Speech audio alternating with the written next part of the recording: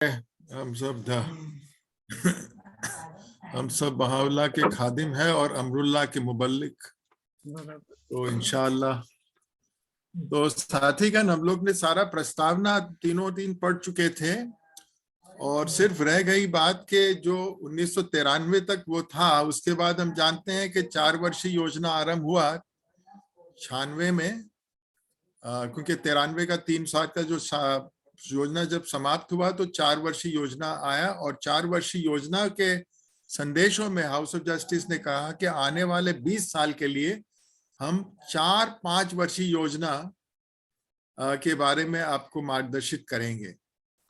और हमने इस साल का रिजवान मैसेज में उन्होंने पिछले 25 साल का जो पूरा एक जो प्रबुधन का विकास, उन्नति और जो भी उपलब्धियां हमने प्राप्त की है उसका एक बहुत सुंदर संक्षिप्त में, क्योंकि 25 साल के इतिहास तो रिजवान के संदेश में संपूर्ण रूप से तो दिया नहीं जाएगा, लेकिन मुझे लगता है कि अभी जो डॉक्यूमेंट्री रिलीज होने वाली है रचनात्मक काल के जो 100 वर्ष पूरे हुए, उसमें आप देखेंगे बहुत कुछ।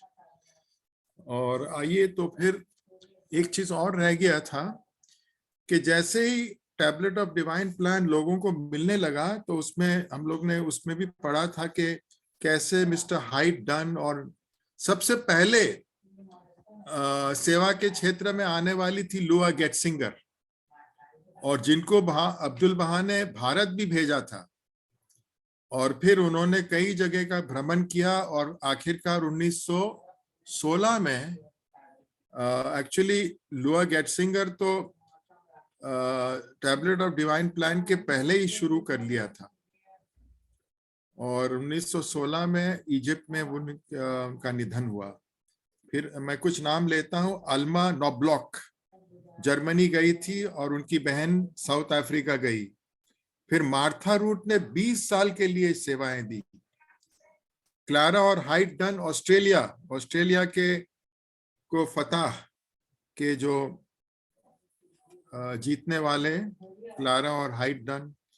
फिर इमोजिन हॉग, मैरियम जैक के बारे में भी शोगी अफंदी ने बहुत सुंदर लिखा है कि उन्होंने कैसे चीन के द्वार खोले और फिर लास्ट में बुल्गारिया में उनका निधन हुआ। और दूसरे विश्व युद्ध के टाइम पर भी उन्होंने कहा कि मैं अपना पायनियरिंग पोस्ट नहीं छोड़ना चाहता हूँ। हाँ, सबसे पहले वो अलास्का गई थी, अलास्का के बाद वो फिर चीन गई और चीन के बाद वो जापान, और लास्ट में उनका जो पायनियरिंग का क्षेत्र था बुल्गारिया। और फिर मार्था रूट का तो हम जानते हैं कि उन्होंने कैसे रोमेनिया के महारानी को भी प्रभु धर्म में प्रवेश यानी स्वीकार करने के लिए उन्हें प्रेरित किया। तो इस तरीके से ये लोग सब जैसे जैसे और प्लान के सुचारू रूप आरंभ होने के पहले ही ये सेवा देना शुरू कर दिया था। और फिर 1935 में शोगी अफेंदी ने पूरे विश्व के बहाइयों कहा कि अब एक नई घड़ी, एक नया क्षण आ चुका है और शीघ्र ही जो हमने पिछले 20 साल से अब्दुल बहा की दिव्य पार्टियों में जो आह्वान किया गया है उसको हमने स्थगित रखा था, वो कार्य हमें अब करना होगा सुचारू रूप से। तो इस तरीके से ये भी कुछ बात थी जो बहुत महत्वपूर्ण है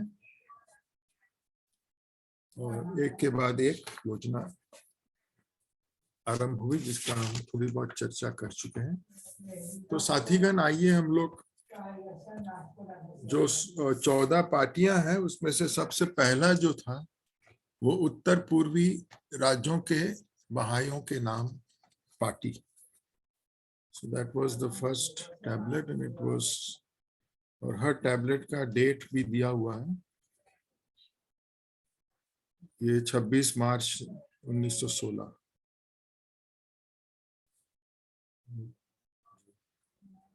तो आइए, और यहाँ पर जो उत्तर पूर्वी राज्य के बहाइयों के नाम पाती, इसका मतलब अमेरिका के जो ये इलाका है वहां के बहाइयों के लिए। तो आइए, कौन पढ़ना चाहेंगे? मैं पढ़ूं डॉक्टर साहब? अच्छा, हाँ, श्री आशिक अली जी। उत्तर पूर्वी राज्यों के भाइयों के नाम पाती।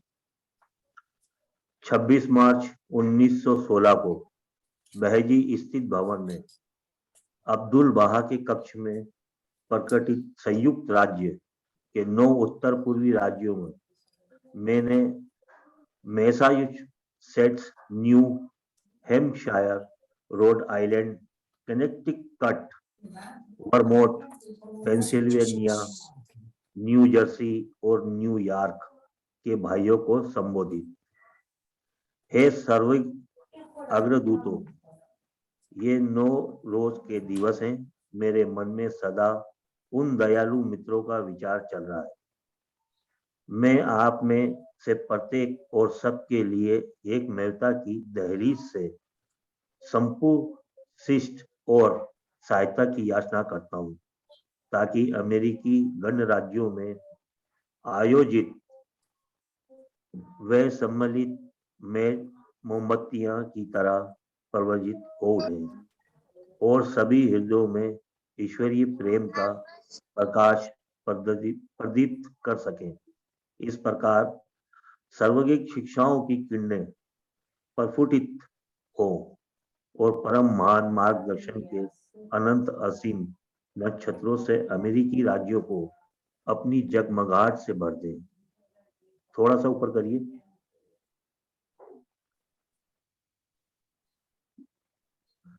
अटलांटिक के तटों पर स्थित उत्तर पूर्वी राज्य मैंने Massachusetts, new Hampshire, Rhode Island, Connecticut, Vermont, Pennsylvania, new Jersey और न्यूयॉर्क, इनमें से कुछ राज्यों में भाई धर्मानुयायी हैं, किंतु इन राज्यों के कुछ शहरों में अभी तक लोगों के पास प्रभु साम्राज्य का प्रकाश नहीं पहुंचा है और वे सर्वगिक शिक्षाओं से अनभिज्ञ हैं।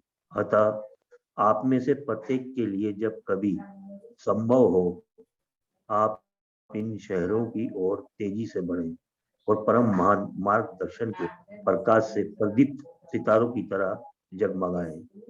महिमाशाली कुरान में ईश्वर ने कहा है, मिट्टी काली और बंजर थी, फिर हमने उसे वर्षा की फुहारों से अभिषेचित किया है और तुरंत ही वह मिट्टी हरी भरी हो उठी है और हर तरह के पेड़ पौधे प्रचुरता से लहला उठे हैं।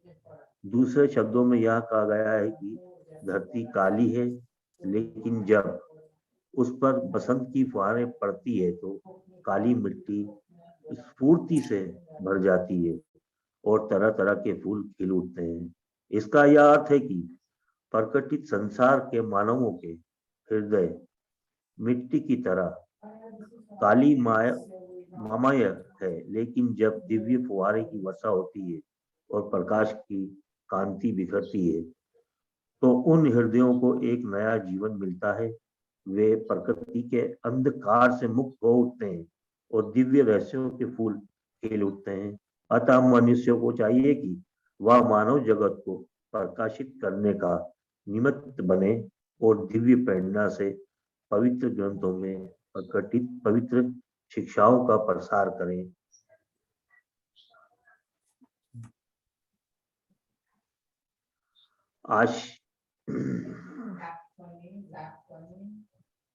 आशीर्वादित ईश्वरवाणी गास्पेल में कहा गया है, तुम पूर्व और पश्चिम की ओर यात्राएं करो और परम महान मार्गदर्शन के प्रकाश से लोगों को आलोकित करो, ताकि वे अनंत जीवन का अंशदान ग्रहण कर सके।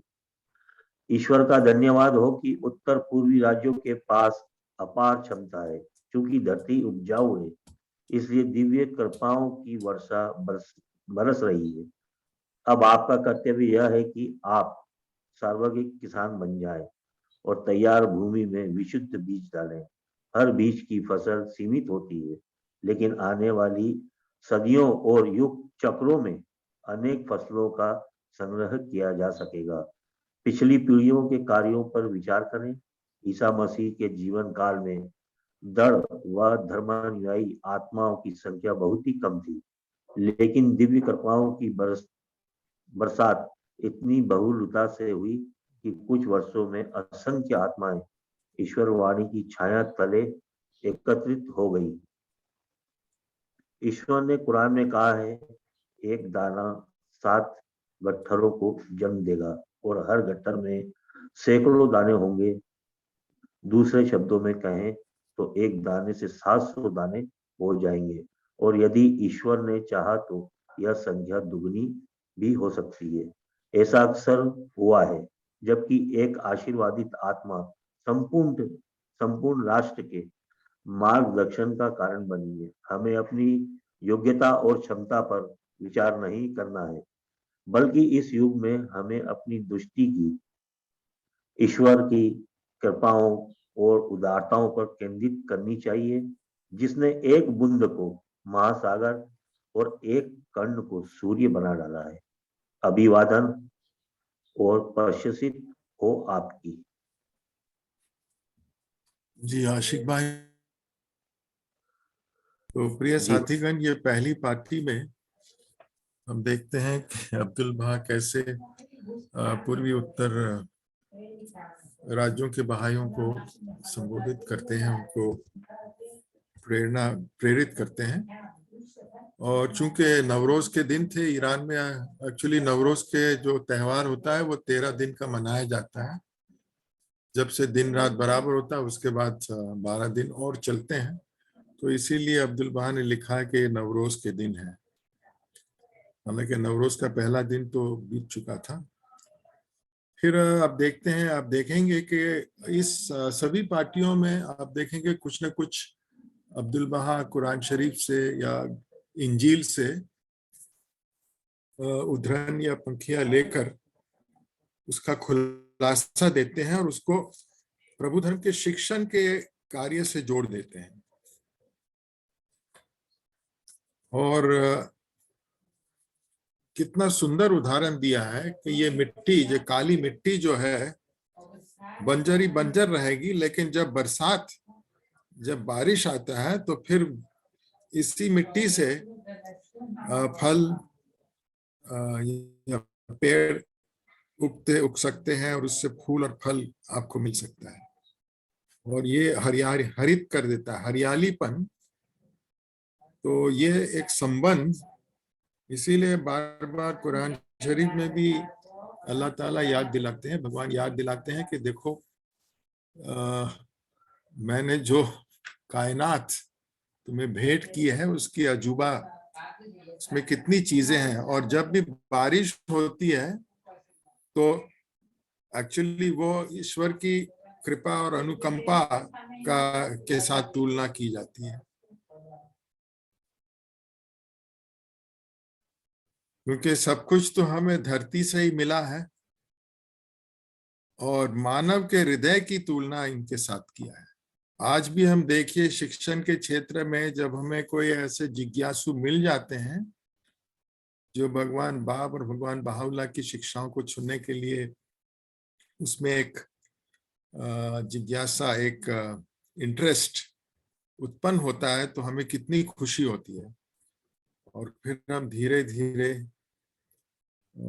जो हमारी मित्रता उनसे बढ़ती जाती है, उन्हें हम शिक्षा भी देते हैं, तो एक फिर परिवर्तन भी आने लगता है, जो परिवर्तन हमने स्वयं ने भी महसूस किया है जब हम बहाई हुए। तो ये बात बहुत जरूरी है ध्यान रखना कि हम कहाँ थे और कहाँ हम आ गए। अंधकार से हम प्रकाश में आए हैं और हमें इंसानियत की बात और अपने इस धरती पे आने का उद्देश्य इत्यादि फिर पता चला। फिर गॉस्पल यानी इंजील से भी लेते हैं कि धरती के पूर्व और पश्चिमी प्रांतों में जाके मित्रों को जागरूक करो। तो इस तरीके से ये 9 राज्यों में कुछ बहाइस थे, लेकिन कई जगह पे नहीं थे, अधिक से अधिक जगह पे नहीं थे उस समय भी, क्योंकि अमेरिका में 1893 में सबसे पहली बार बहाई धर्म का नाम लिया गया और उसके बाद 94 से भ्रमण के लिए ट्रैवलिंग टीचर्स अब्दुल्ला भेजते रहे और फिर 1912 में उन्होंने स्वयं लगभग 8 महीने और कुछ दिन बिताए और धीरे और फिर वहां पे एक स्थानीय आध्यात्मिक सभाएं और राष्ट्रीय आध्यात्मिक सभा की भी स्थापना अब्दुल बहा के ही जमाने में हुई। और फिर आने वाले सदियों में भी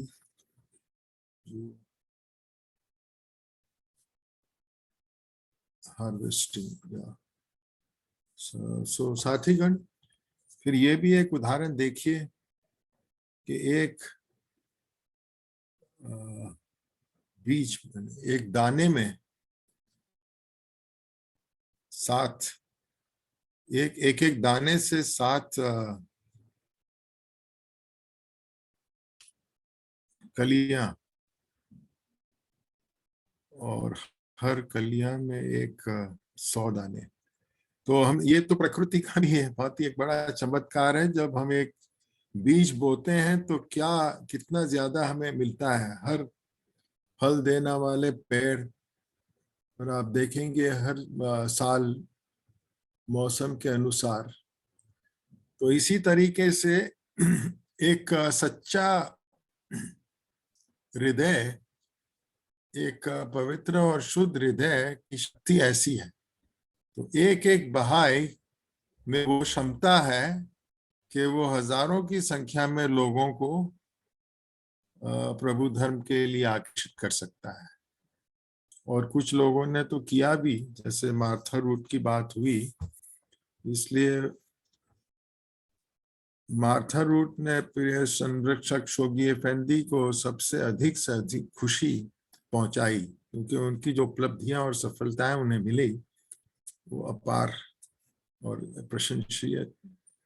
प्रशंसनीय था, इतना ज्यादा। और फिर यहाँ पे लास्ट में लिखते हैं ना कि एक व्यक्ति पूरे एक देश को जागरूकता को मार्गदर्शित भी कर सकता है। And one blessed soul has become the cause of एक दाने का, और उसके नीचे फिर एक ये डॉक्टर साहब एक हाँ, दाने का 7 गट्ठरों का जन्म देगा। हाँ 60 गट्ठरों का जी। इसीलिए नीचे और अब्दुल बहा फिर लिखते हैं ना, और हर गट्ठर में सैकड़ों दाने होंगे। सैकड़ों दाने होंगे। और ऐसे ही अक्सर हुआ है कि जबकि एक आशीर्वादित आत्मा संपूर्ण राष्ट्र के मार्गदर्शन का कारण बनी है। तो आप देखिए कि हम सभी बहाइयों में क्षमता है, बशर्ते कि हम सेवा के पथ पे रहें और ईश्वर का आशीर्वाद हमें प्राप्त हो। तो यानी प्रभु, क्योंकि बहाउल्लाह ने भी हमें आश्वासित किया है कि तुम एक कदम आगे लोगे तो मैं तुम्हें 100 कदम ले जाऊंगा, ऐसे। साथीगण, कहने का तात्पर्य यह है कि सेवा के क्षेत्र में हम लोग ने देखा है कई बार जो पायनियर्स गए एक एक देश में या एक एक प्रांतों में गए, और वो लोग ने आज वही जगह पर कितने सारे बहाई समय है, कितारों की संख्या में बहाइस भी वहां है। लेकिन अभी वाकई देखेंगे तो 1 या 2 व्यक्ति शुरू में आए थे, और ये तो हम देख ही रहे हैं इतिहास में। यानी बाब ने कहा कि 18 व्यक्ति मुझे अपने स्वयं प्रयत्न से मुझे मेरा परिचय प्राप्त करेंगे, और वो जो जीवित अक्षर ही तो हम सब क्या कहते हैं, वी आर द जनरेशन, हम वहां से तो हमारी शुरुआत है। सो वैसे तो सब कुछ बहुत स्पष्ट है। एक्चुअली ये पार्टियों को इतने सरल और प्रत्यक्ष भाषा में अब्दुल बहा ने रचा है कि कुछ इस पे कोई ऐसी बात नहीं है कि ज्यादा हमें चर्चा भी करनी पड़े। लेकिन आपके कुछ अगर विचार हो, कुछ आपकी प्रतिक्रिया हो तो जरूर आप साझा करें। हाँ जी, एक हाँ लाइन डॉक्टर डॉक्टर आरपीसी। साहब, ये यहाँ अच्छा, से हाँ बोल क्या, ये अच्छा परसों ये ईसा मसीह के जीवन काल में दृढ़ व धर्म न्यायी आत्माओं की संख्या बहुत कम थी, जी, लेकिन दिव्य कृपाओं की बरसात इतनी बहुलता से हुई कि कुछ वर्षों में असंख्य आत्माएं ईश्वर वाणी की छाया तले एकत्रित हो गई। जी, ईश्वर ने कुरान में भी कहा है। हाँ फिर वो एक दाने से गट्ठा जो। एक हाँ दाना डॉक्टर आरपी समाज सिंह जी, आप डॉक्टर आरपी सिंह आप कुछ कहना चाहते हैं इस विषय को भी आप अगर हमें और जी, स्पष्टीकरण इसी दें विषय तो। पर जी जी जी इस विषय पर बात करते हुए आज सुबह हम लोग पढ़ रहे थे जी, दिव्य न्याय का अवतरण जो किताब है वो चल रहा है डिवाइन डिस्कोर्स में, त्रिपुरा से दादा दिव्य करते हैं, करवाते कौन सा है? दिव्य न्याय, अच्छा एडवेंट ऑफ हैं। डिवाइन जस्टिस, हाँ हाँ हाँ, तो दिव्य न्याय। उसमें एक स्टेंजा आया है कि अब्दुल बहा ने कोट किया है स्वयं कि बाप ने लिया कि में एक छोटी सी चींटी हाँ भी यह इच्छा करे कि उसके पास कुरान के सबसे गुण और उलझा देने वाले अंशों का अर्थ प्रकट करने की क्षमता आ जाए तो उसकी यह इच्छा निस्संदेह पूरी हो जाएगी। ये इस संपूर्णता के युग का कमाल है। जी हाँ क्योंकि बिल्कुल, ये है चमत्कार जी। हाँ, क्योंकि सही अनंत बात। शक्ति हर हर रचित वस्तु के अभ्यंतर में स्पंदित हो रहा है। जी यदि ऐसा तुच्छ जीव ऐसी सूक्ष्म शक्ति से संपन्न हो सकता है तो फिर बहाउल्लाह की कृपा से उदार प्रवाह से निकली हुई शक्ति कितनी अधिक प्रभावशाली होगी। जी तो इसी बात को जोर देते हुए उन्होंने कितना सुंदर काली मिट्टी का उदाहरण दिया जी और गेहूं की एक बीज हाँ का उदाहरण दिया। जी बहुत सुंदर, मतलब इतना सिंपल तरीके से अब्दुल बहा ने जी कितना बढ़िया से इस बात को लिखा जी है। और सबसे बड़ी बात यह है कि इन लोगों के शब्दों में एक सूचना होती है, लेकिन वो जो शब्द निकलते हैं जिस काम के लिए, उसके लिए ऊर्जा भी रिलीज होती है साथ साथ। तो दोनों चीजें काम करती है, एक सूचना भी काम करती है और एक ऊर्जा भी काम करती है। Thank you sir. हाँ जी हाँ, क्योंकि ये एडवेंट ऑफ डिवाइन जस्टिस जो 1938 में रची गई थी,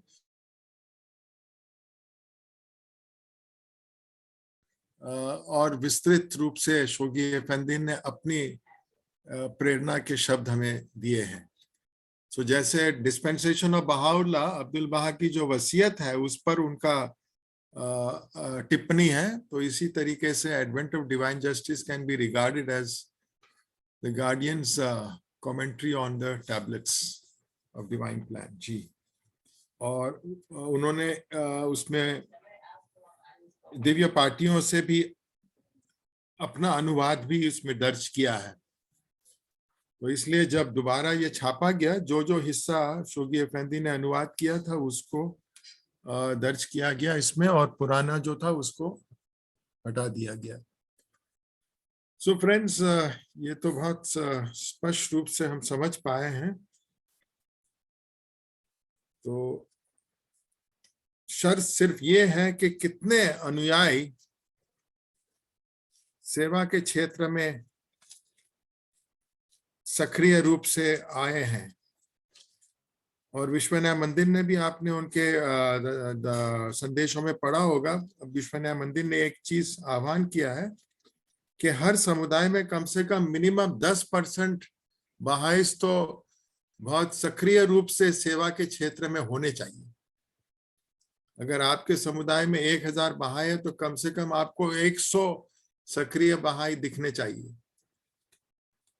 और एक्चुअली ये भी संतुलन बना के रखना है, क्योंकि बहाइयों की संख्या एक तरफ बहुत तेजी से बढ़ रही है, जैसे जैसे वो लोग भक्ति पारक बैठक और हमारी मूल गतिविधि में शामिल हो रहे हैं, तो हम देख रहे हैं कि हमारे सक्रिय बहाइयों की भी और क्षमतावान बहाइयों की भी बहुत बड़ी आवश्यकता बढ़ती जा रही है। बहुत ठीक है। आइए, ये तो उत्तर पूर्वी का था। अब आइए दूसरी जो पार्टी है वो कौन मित्रों को लिखा है जी, तो कौन पढ़ना चाहेंगे आप में से कोई जो स्क्रीन पे देख सकते मैं हैं? ही पढ़ूं क्या? नहीं, और कोई साथी अगर पढ़ना चाहते हैं तो ले पूछ लेते हैं जी। कोई है? मैं पढ़ूं क्या? हाँ आप हेलो। पढ़िए। हाँ हाँ जी, आप पढ़िए जी। दूसरा है हाँ दक्षिण राज्यों के बाहियों के नाम पाती। जी 27 मार्च 1916 को बहावला की समाधि के निकट स्थित उद्यान में प्रकटित संयुक्त राज्य के 16 दक्षिण राज्यों Delaware, Maryland, Virginia, West Virginia, North Carolina, South Carolina, Georgia, Carolina, Florida, Carolina. Alabama, Mississippi, Tennessee, Kentucky, Kentucky, Kentucky, Kentucky, Louisiana, Arkansas, Oklahoma और टेक्सास के भाइयों को संबोधित। हे ईश्वर के साम्राज्य के अग्रदूतों, कुछ ही दिनों पहले उन दिव्य धर्म अनुयायियों को एक पाती लिखी गई थी, परंतु चूंकि ये नवरोज के दिन है, मेरे मन में आपका स्मरण हो आया और इस महिमाशाली सहभोज के लिए मैं यह शुभकामना आपके पास भेज रहा हूं। यद्यपि सभी दिन आशीर्वादित होते हैं, किंतु यह सहभोज तो फारस का राष्ट्रीय उत्सव है। फारस के लोग हजारों वर्षों से इसे मनाते रहे हैं। सच्चाई तो यह है कि वह हर दिन जो मनुष्य ईश्वर के सुमिरन में बिताता है, परमात्मा के सुरभि के प्रसार और प्रभु साम्राज्य के लोग का आह्वान करने में लगाता है, वह दिन उत्सव का दिन है। ईश्वर का गुणगान हो कि आप लोग प्रभु साम्राज्य की सेवा में निरत है और रात दिन परमात्मा के धर्म के प्रसार में जुटे हुए हैं। अतः आपके तो सभी दिन उत्सव के दिन हैं। इसमें कोई संदेह नहीं कि ईश्वर की सहायता और कृपा आपको अवश्य प्राप्त होगी। तीसरा, संयुक्त राज्य यूनाइटेड स्टेट्स को दक्षिण के राज्यों में मित्रों की संख्या नगण्य है।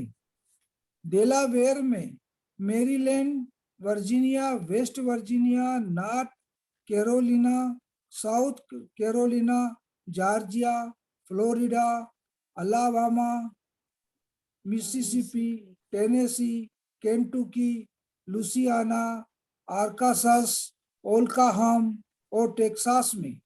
अतः इन राज्यों में आपको स्वयं जाना चाहिए अथवा अनेक आशीर्वादित आत्माओं को वहां भेजना चाहिए, ताकि वे लोग को स्वर्गिक साम्राज्य की ओर मार्गदर्शित कर सके।